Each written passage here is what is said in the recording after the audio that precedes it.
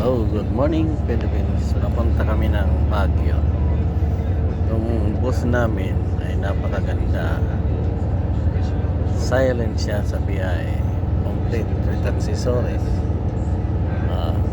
Tapos may charging, may free wifi, fully air condition, tsaka malambot ang upuan.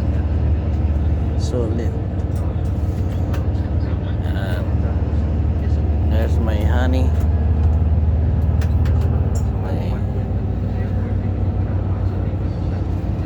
After 4 hours, nasa Baguio na kami. Trying to experience cool place. Saka minsan, pahinga din pag may time. Okay.